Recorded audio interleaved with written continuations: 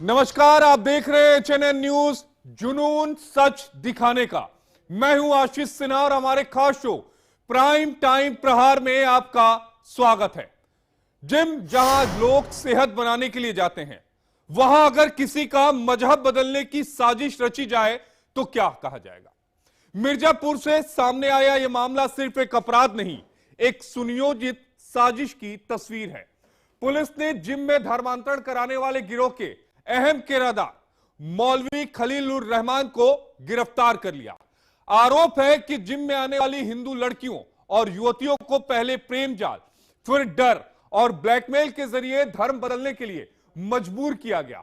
Police जांच में खुलासा हुआ है कि इस गिरोह का सरगना इमरान खान पहले ही पुलिस की कस्टडी में है और उसी की निशानदेही पर इस मौलवी की गिरफ्तारी हुई है।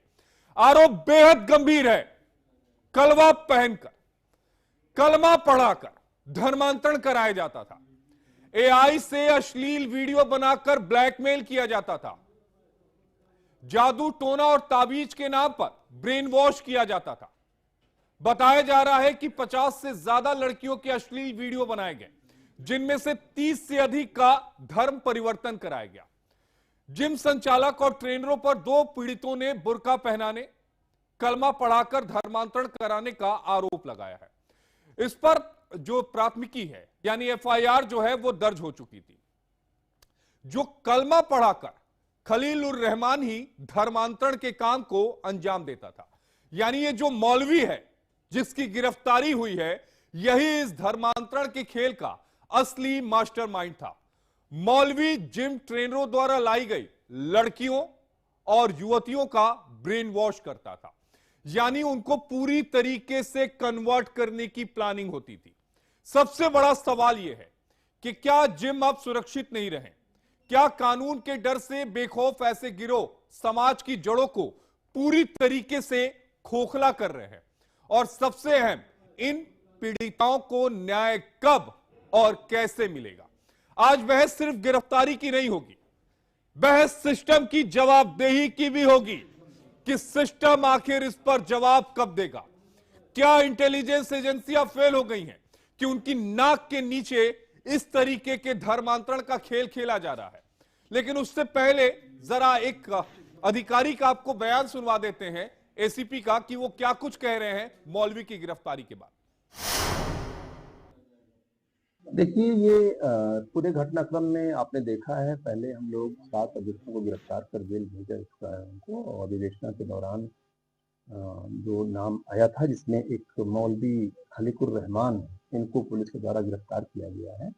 और ये काफ़ी हाईली क्वालिफाइड जैसा कि अपने को बता रहे हैं, और धर्म के मामले में थोड़ा इनके अंदर जो भावना है वो तंत्र और जादू टोना, इसके साथ ही साथ ताबीज बनाना और इसके बहाने लोगों को अपनी तरफ आकर्षित करना और आकर्षित करके उनको इसके लिए प्रेरित करना, यही काम इनके द्वारा किया जाता था। और जो पूरा गैंग था उससे जुड़े हुए थे, ये कटरा के रहने वाले हैं। पूछताछ से इनके द्वारा कई महत्वपूर्ण चीजें बताई गई हैं, जिसमें एक सबसे महत्वपूर्ण चीज ये बताई गई है कि इनके द्वारा 2023 में एक हिंदू लड़की का निकाह धर्म परिवर्तन हुआ था जिसमें, और इसमें कराया गया था लोहता थाने में, एक लड़के के साथ कराया गया था दूसरे समुदाय के साथ, जिसमें एफआईआर भी पंजीकृत है। हम लोग वहाँ पे कॉन्टेक्ट कर रहे हैं और शीघ्र ही हम लोग इसमें गहन विवेचना करते हुए जो भी चीज आएगा हम आपको अवगत कराएंगे। आप मनीष कुमार मिश्रा को सुन रहे थे, एडिशनल एसपी हैं मिर्जापुर के। उन्होंने पूरी कहानी बताई, लेकिन अब ये करता कैसे था? ये आपका सवाल जो होगा ना, वो आपके जहन में कौन रहा होगा, गूंज रहा होगा। अब आपको ग्राफिक्स के जरिए समझाते हैं कि किस तरीके से ये कन्वर्जन का काम होता था। यानी भूत प्रेत दूर करने के नाम पर ब्रेन वॉश किया जाता था। अब कैसे होता था ये समझिए। भूत प्रेत बाधा दूर करने के नाम पर जादू टोना किया जाता था, यानी लड़कियों को गुमराह किया जाता था, यानी उनका ब्रेन वॉश जो है वो किया जाता था। ताबीज देकर इस्लाम धर्म अपनाने को कहता था। यह कहता था कि अगर ये ताबीज पहन लोगी तो कोई भूत प्रेत की बाधा नहीं होगी, तुम अपनी जिंदगी में बहुत तरक्की करोगी। महिलाओं को धर्म के नाम पर प्रभावित करता था, उन्हें बहलाता था, फुसलाता था, और यह कहता था कि अगर तुम इस्लाम धर्म को कबूल कर लेती हो तो तुम्हें बहुत ज्यादा फायदा होगा। जादू टोने के नाम पर लोगों के घरों में भी आता जाता था।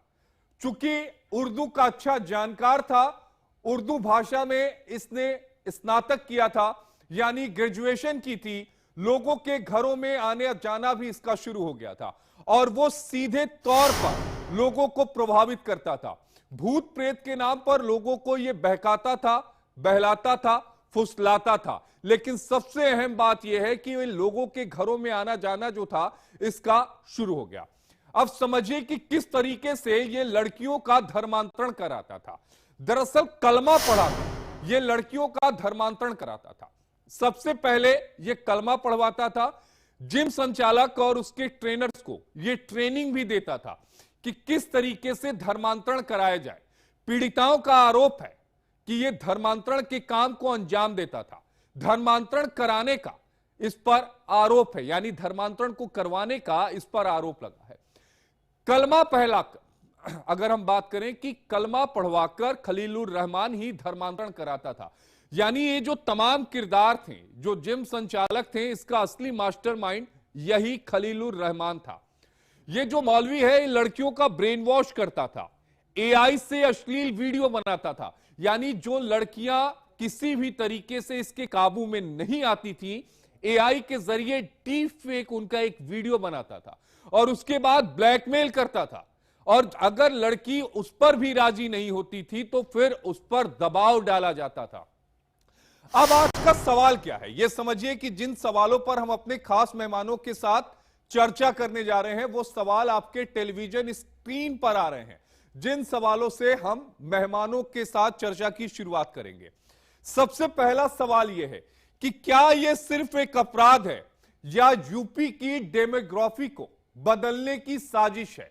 यह एक बड़ा सवाल है, क्योंकि लगातार इसको लेकर मुल्क में आवाज समय समय पर उठ रही है कि डेमोग्राफी को बदलने की कवायद की जा रही है।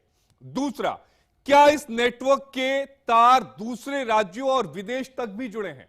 क्या यूपी के बाहर और विदेशों से भी इसके तार जुड़े हैं? क्या कोई फॉरेन फंडिंग आती थी? ये वो तमाम सवाल हैं जिसकी जांच जो है वो इस समय मिर्जापुर की पुलिस जो है वो कर रही है। और तीसरे सवाल पर आते हैं। मौजूदा कानून ऐसे संगठित नेटवर्क को रोकने में क्या नाकाफी है? हालांकि धर्मांतरण को लेकर यूपी में कानून है, लेकिन सवाल यह उठता है कि क्या यह कानून जो है वो नाकाफी साबित हो रहा है। हालांकि पुलिस की तरफ से 835 मामले दर्ज किए गए हैं जब से धर्मांतरण कानून आया है। 815 ऐसे मामले हैं जिसमें पुलिस की तरफ से चार्जशीट दाखिल कर दी गई है, लेकिन कुछ मामले ऐसे हैं जिनमें जांच जारी है। तो सवाल उठ रहा है कि जब 835 मामलों में एफआईआर दर्ज की गई है, 815 मामलों में चार्जशीट दाखिल हो गई है, तो उसके बाद भी ये रुक क्यों नहीं रहा है?